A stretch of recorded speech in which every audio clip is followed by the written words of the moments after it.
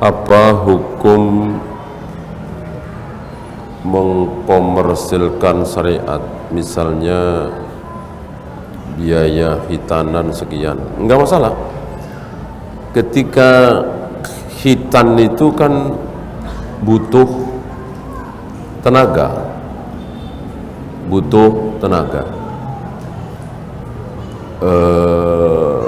jangankan hitan, menyembelih kurban, mengulitinya diupah enggak di zaman Nabi?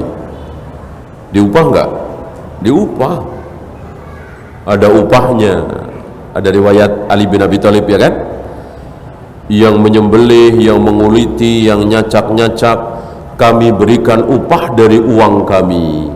Kami tidak mengambil sedikit pun dari hewan kurban untuk upah.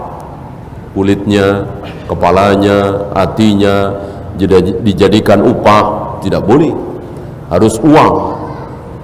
Nah, berarti kurban kan jelas ibadah, tetapi karena butuh tenaga orang lain boleh mengupah.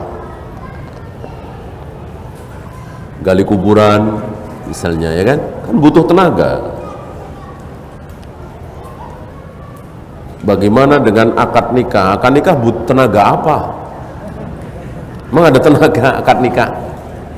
Enggak ada kan?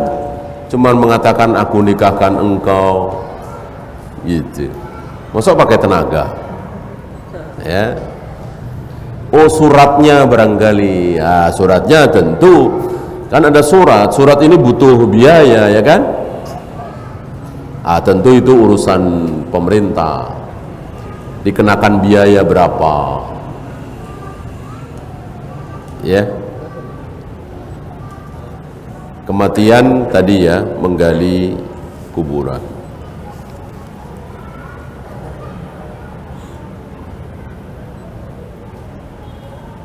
Apakah boleh seorang suami mandi di dalam sebuah bejana yang airnya bekas dari mandi junub istrinya? Ini kan pernah terjadi di zaman Nabi, ya kan? Nabi mandi dari sisa air Maimunah, ya, dan tidak masalah.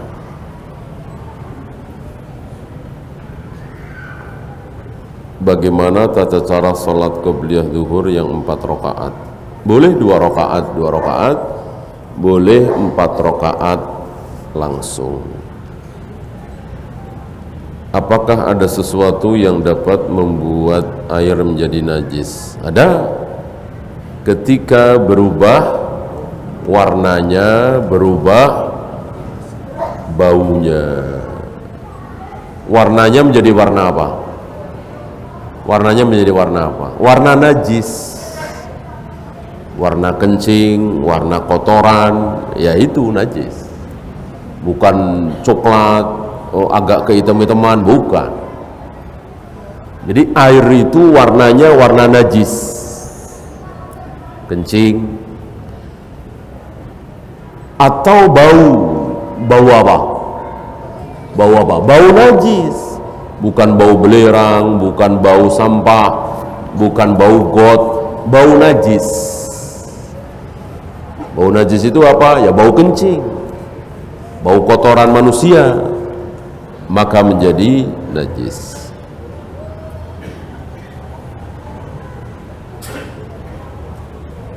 Bagaimana ketika safar? Apakah tetap melakukan sholat rawatib? Tidak sholat qobliyah, tidak sholat ba'diyah.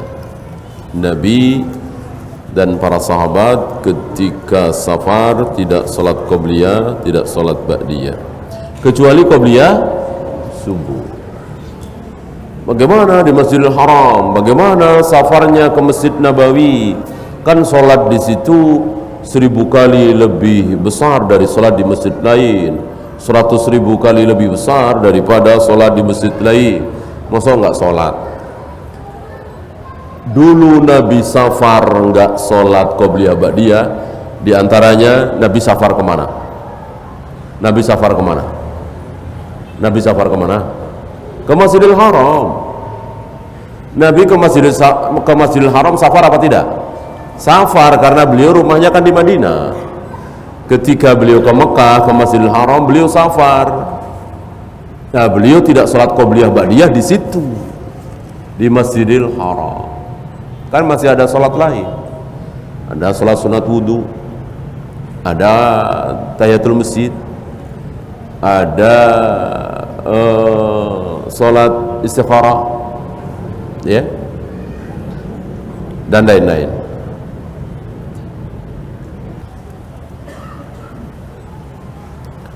Al-Quran adalah firman Allah. Bagaimana bila memahami hadis bahwa Al-Quran akan menjadi saksi bagi pembacanya di hari akhir? Enggak masalah, enggak masalah. Berarti Allah yang menjadi saksi, ya kan? Allah yang menjadi saksi. Karena itu firman Allah. Ini tidak boleh disimpulkan, oh berarti terpisah antara Al-Quran dengan Allah. Nggak bisa. Kesimpulan yang tidak tepat. Dan mana mungkin sebuah kesimpulan bertentangan dengan ayat, bertentangan dengan hadis, bertentangan dengan dalil. Namanya kesimpulan itu harus berdasarkan ayat, berdasarkan hadis, bukan malah bertentangan dengan ayat, bertentangan dengan hadis. Sudah lewat ayat-ayat dan hadis-hadis yang menyatakan dengan tegas bahwa Al-Quran bukan makhluk.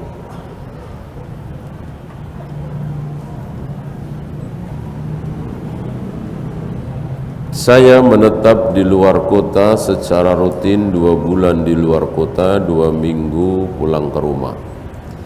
Selama saya di luar kota, apakah saya termasuk safar? Iya. Ketika ini terjadi mungkin diawali dari bulan pertama, bulan kedua, bulan ketiga, walaupun banyak di sana. Sementara keluarga antum di Jakarta ini, di Pamulang ini, ya tentu ketika ke Manas, misalnya Makassar, safar.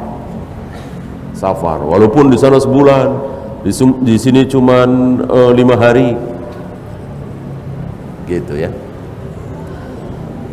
Kecuali ketika itu terjadi bertahun-tahun dan antum tetapkan, saya di sini mukim, gitu.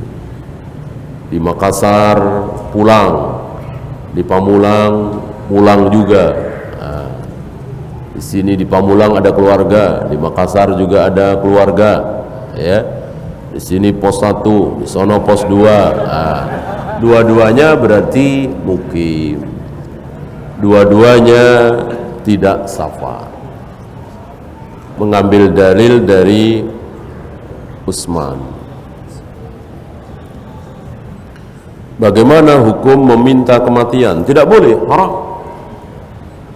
Ada larangan dari Nabi SAW meminta mati.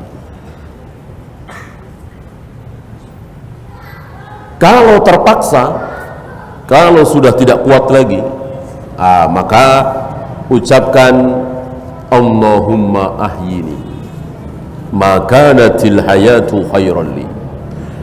Ya Allah, hidupkan aku seandainya hidup itu lebih baik bagiku. Tapi seandainya kematian itu lebih baik bagiku, karena bid'ah di mana-mana, syirik di mana-mana, saya seorang diri hidup di negeri kafir ini, saya tidak bisa kemana-mana, atau penyakit saya begini begitu, seandainya mati itu lebih baik bagiku, ya Allah, matikan aku. Ini boleh dalam keadaan darurat, bukan dalam keadaan seperti kita sekarang ini.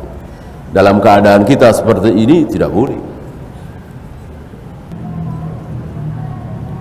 Bagaimana, apa yang dimaksud Allah tertawa? Pertanyaan ini mirip dengan pertanyaan yang diajukan kepada seorang ulama Ahlus Sunnah. Apa maksud arsy Allah berada di atas air? Gitu. Apa maksud arsy Allah berada di atas air? Si ulama ini balik nanya, engkau tahu air? Tahu air. Di atas tahu, di atas tahu. Dia apanya mau ditanyakan?